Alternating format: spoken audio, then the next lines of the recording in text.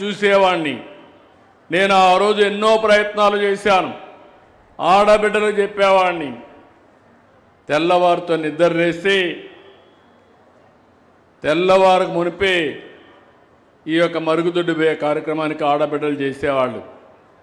అది చేసినప్పుడు నేను చాలా దిక్కడ చూసింది, రోడ్లన్నీ కూడా ఎక్కడికక్కడ మరుగుదొడ్లు మయమైపోయేటివి.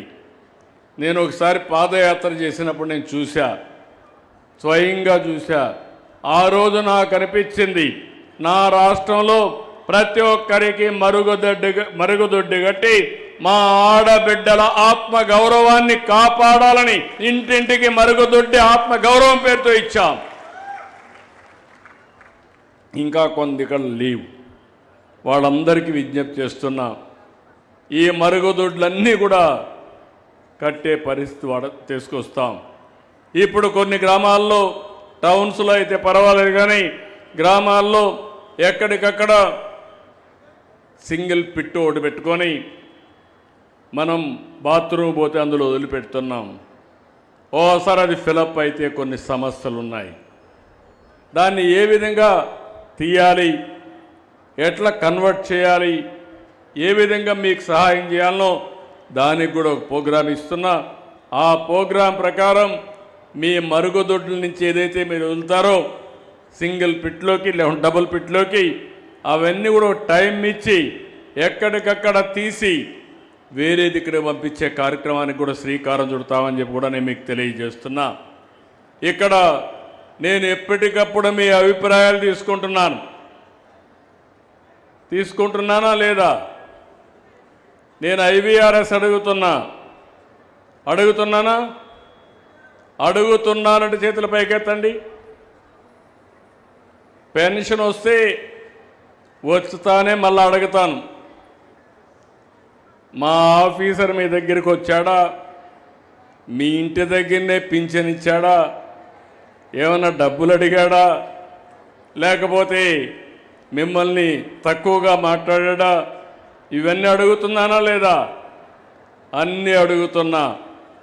నేను ఒకప్పుడు మా రామకృష్ణ గారు చెప్పారు, ఇప్పుడే నాకు ఒక అవార్డు వచ్చిందని. నేను ఒకప్పుడు ఈజ్ ఆఫ్ డూయింగ్ బిజినెస్ మాట్లాడేవాడిని, తర్వాత స్పీడ్ ఆఫ్ డూయింగ్ బిజినెస్ మాట్లాడుతున్నా. అందుకే ఈరోజు ఇంత పెట్టుబడులు వచ్చాయి కూడా నేను చెప్తాను. కానీ ఈరోజు నా ఆలోచన, మీరు ఏ ఆఫీసుకు పోయే పని లేకుండా ఏ పని కావాలన్నా మీ ఫోన్ ద్వారా మీ ఇంట్లో మీకు చేసి పెట్టే బాధ్యత నాది. అదే సుపరిపాలన. అందుకే ఇప్పుడు నేను మొన్న కలెక్టర్స్ కాన్ఫరెన్స్లో ఒకటి చెప్పాను. ఆ మాట మీరింటే, నేను చెప్పింది speed of doing delivering government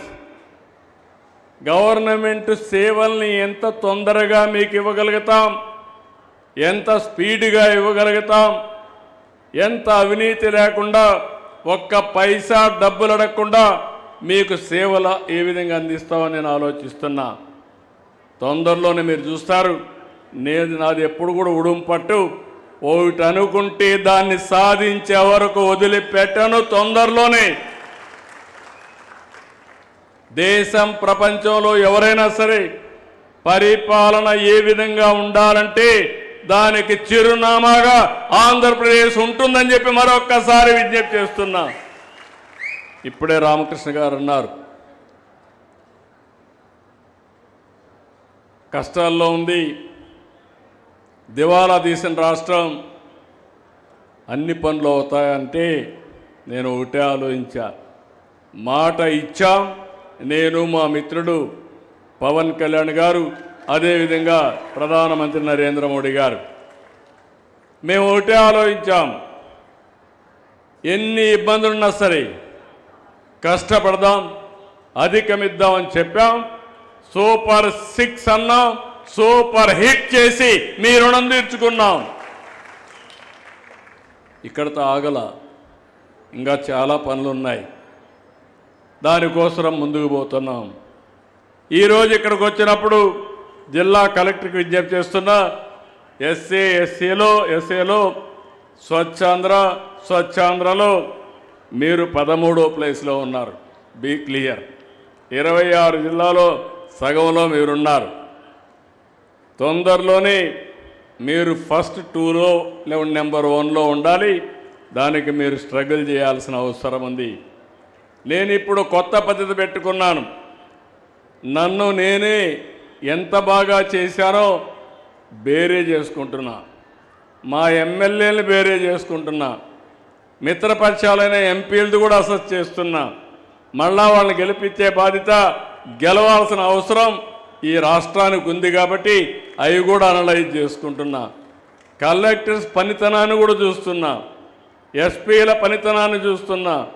మీ గ్రామంలో ఉండే చిన్న అధికారి ఉంటే ఆ అధికారి పనితనాన్ని కూడా చేసి ఒకసారి చెప్తా, రెండోసారి చెప్తా, మారకపోతే ఏం చేయాలన్నా మారే వరకు వదిలిపెట్టనని మరొకసారి మీ అందరికీ హామీ ఇస్తున్నా. నా ఆలోచన ఒకటే, ఈ రాష్ట్రాన్ని బాగు చేసుకోవాలి. అది మన చేతుల్లో ఉంది.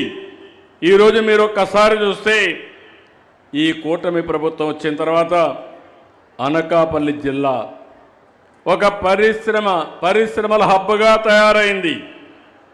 పరిశ్రమల కోసం రాంబెల్లి, పూడి, నక్కపల్లి, వల్లూరు, మాకవరపాలెం 24,843 ఎకరాలు అభివృద్ధి చేస్తున్నాం. కోడూరు, పరవాడ, అచ్యుతాపురం ఎంఎస్ఎంఈ పార్కులు తీసుకొచ్చాం. జిల్లాలో తొలి ప్రైవేట్ ఇండస్ట్రియల్ పార్క్ నక్కపల్లిలో 93 ఎకరాల్లో ఏర్పాటవుతుంది. మహిళల కోసం ఇండస్ట్రియల్ పార్క్ అలీప్ ద్వారా 32 ఎకరాలు కేటాయించాం. ఇప్పటికే మీరు చూస్తే 2,89,000 కోట్ల రూపాయలు పెట్టుబడులు ఒక జిల్లాలో 46 పరిశ్రమలు వస్తున్నాయి. ఈ పరిశ్రమలు వస్తాయి 1,57,000 మందికి ఉద్యోగాలు వస్తాయని చెప్పి కూడా నేను మీకు తెలియజేస్తున్నా. ఇంకో పక్క నేను ఆలోచిస్తున్నాను. అరకు కాఫీ మీరు చూశారు. ఒకప్పుడు అరకు కాఫీ ఎవరికి తెలిసేది కాదు. ప్లాంటేషన్ కూడా పెట్టాం. ఈరోజు అరకు కాఫీ ప్రపంచవ్యాప్తంగా బ్రహ్మాండమైన కాఫీగా తయారైంది. పాపులర్ కాఫీగా తయారైంది. నిన్నే మీరు చూస్తే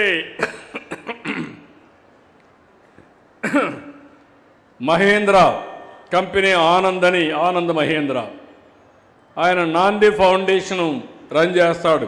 నేనే 96-97లో పెట్టాను. ఆ ఫౌండేషన్ పెట్టిస్తే అంజిరెడ్డి గారు ఆయనకు అప్పచెప్పారు.